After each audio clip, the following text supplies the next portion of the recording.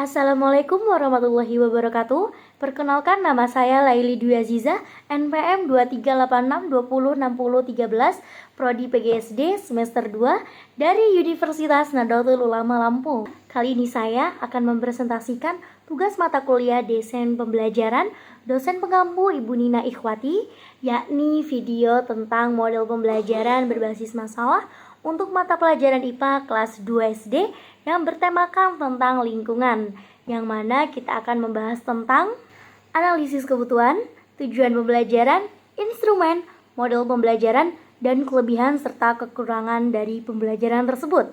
Lanjut saja, mari kita simak videonya.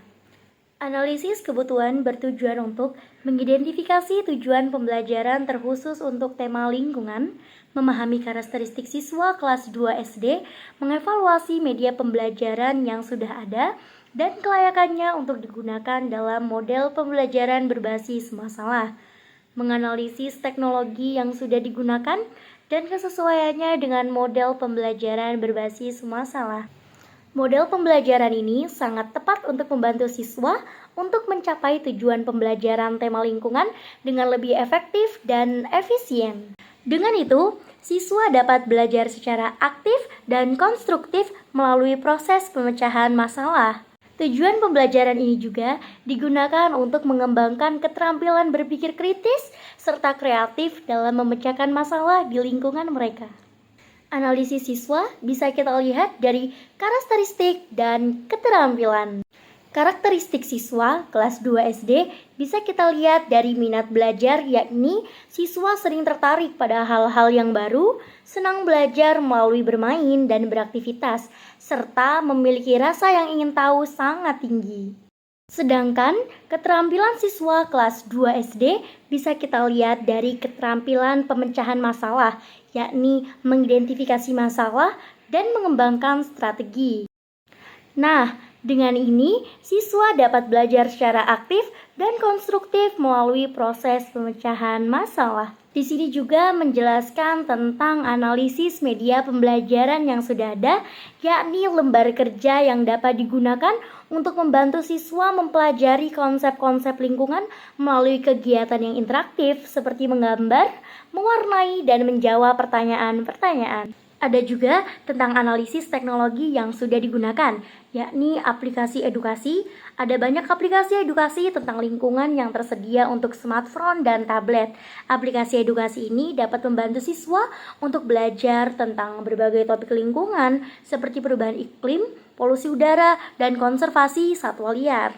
Lanjut, membahas tentang tujuan pembelajaran. Tujuan pembelajaran ini dibagi menjadi dua ya teman-teman. Ada tujuan pembelajaran umum dan tujuan pembelajaran khusus. Kita bahas satu persatu ke tujuan pembelajaran umum, yakni membentuk sikap dan nilai positif siswa terhadap pelestarian dan perlindungan terhadap lingkungan. Sedangkan di tujuan pembelajaran khusus, siswa dapat menjelaskan pentingnya menjaga kelestarian lingkungan dan bagaimana mereka dapat berkontribusi dalam upaya dalam pelestarian tersebut. Lanjut ke instrumen, berisi tentang instrumen soal yang akan digunakan pada mata pelajaran yang sesuai dengan model yang digunakan. Instrumen soal ini akan saya ambil dari soal IPA kelas 2 yang bertemakan lingkungan. Untuk model pembelajaran yang kita gunakan seperti yang saya jelaskan tadi, yaitu model pembelajaran berbasis masalah. Kita menggunakan instrumen esai.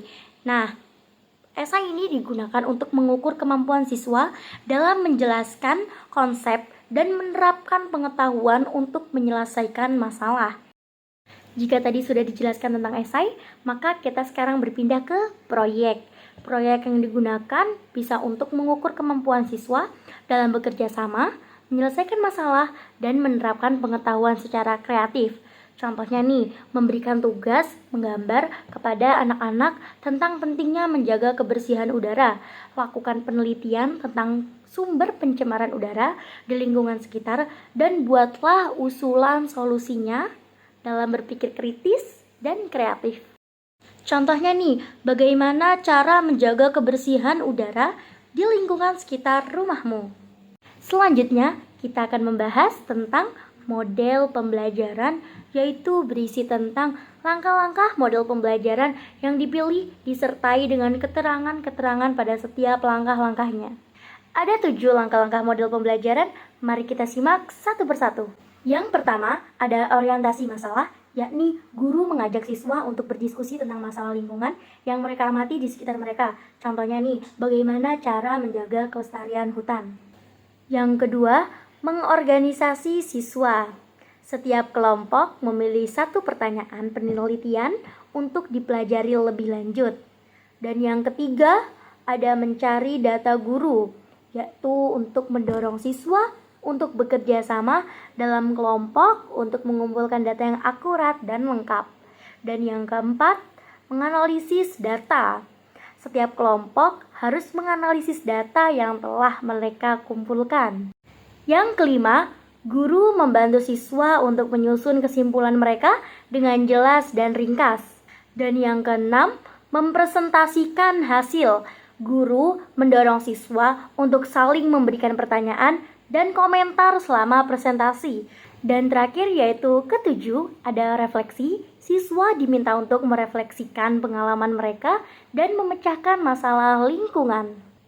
Nah, jadi, model seperti ini dapat membantu siswa untuk mengembangkan keterampilan berpikir kritis dalam pemecahan masalah dan komunikasi. Lanjut, kita akan membahas tentang kelebihan dan kekurangan model pembelajaran yang kita buat, yaitu kelebihannya meningkatkan motivasi dan minat belajar siswa, mengembangkan keterampilan berpikir kritis dan komunikasi, dan mendorong kerjasama tim dan tanggung jawab terhadap lingkungan.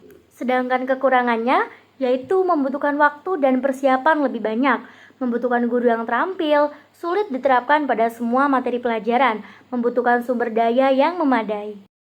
Jadi teman-teman, model pembelajaran berbasis masalah ini memiliki banyak kelebihan untuk meningkatkan kualitas pembelajaran, namun perlu perencanaan dan pelaksanaan yang matang untuk mengatasi kekurangannya.